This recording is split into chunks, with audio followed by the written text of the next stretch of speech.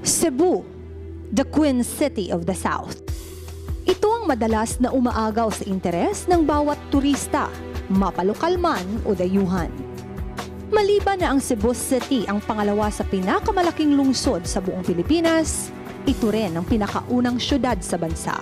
Kaya naman tinagurian itong cultural capital of the Philippines. Mababakas dito ang malakas na impluwensya ng mga Espanyol. Dito makikita ang iba't ibang establishmento at mga gusali na halos lahat ay Spanish-inspired.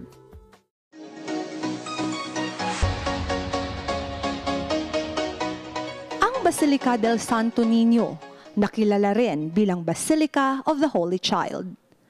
Ito ang pinakaunang simbahan ng Romano-Katoliko na itinayo sa Pilipinas. Dito nagmula ang pinakamatagal ng imahe at milagrosong Señor Santo Niño mula ng matuklasan ni Miguel Lopez de Legazpi noong 1565. Hindi kalayuan sa Basilica del Santo Niño, makikita ang Magellan's Cross. Ito ang kilalang cross na dinala ng grupo ni Ferdinand Magellan noong 1521.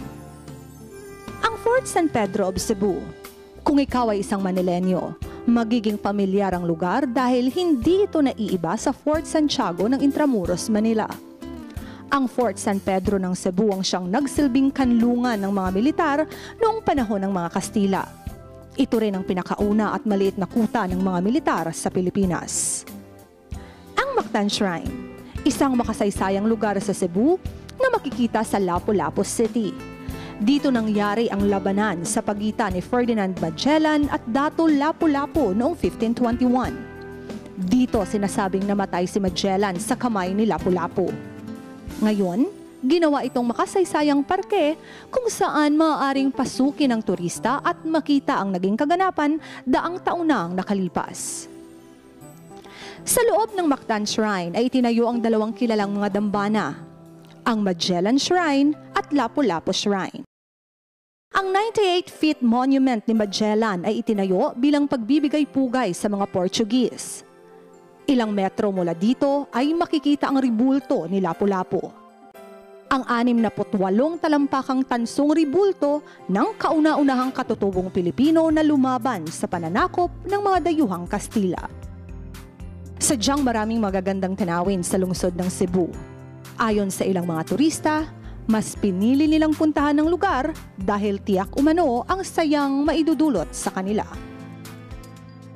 Blue sky and sea water and kindly is mine. Nariyan din ang kilalang Taoist Temple na bukas sa publiko. Ang dalawang kilalang Old and New Mactan Bridges na kumukonekta mula sa Lapu-Lapu City at Mandaue City. Ang Cebu Provincial Capital, International Convention Center, ang mga kilalang institusyon at universidad gaya ng University of San Carlos, Cebu at University of the Visayas. Ang kilalang Tabuan Market kung saan bumibili ng mga pasalubong gaya ng danggit, dried mango na siyang magpapaalala sa iyo sa lungsod ng Cebu. Pinupuntahan pa rin ang Cebu na hindi nga sinasabi Pilipinas, sinasabi Cebu. Diba? Cebu can really stand on its own. I believe Cebu is about, it's two things, no? First of all, it's getting modern by the minute. But it always, the old, the town feeling, the town atmosphere, the culture of Cebu will always be there. And that's what we can offer. I think it's been in history. It's in history, it's etched in history that Cebu is the Queen City of the South. And I believe it will remain that way. Hindi katakataka na ang lungsod ng Cebu ay dinadagsa ng mga turista, mapalokal man o dayuhang turista. Dito kasi mararanasan ang maaaring mahiling mo sa inyong buhay kung gusto mo itong i-enjoy. Kaya naman magpahanggang ngayon, ang lungsod ng Cebu ang nananatiling Queen City of the South. Chinky Baticalos, News Team 13.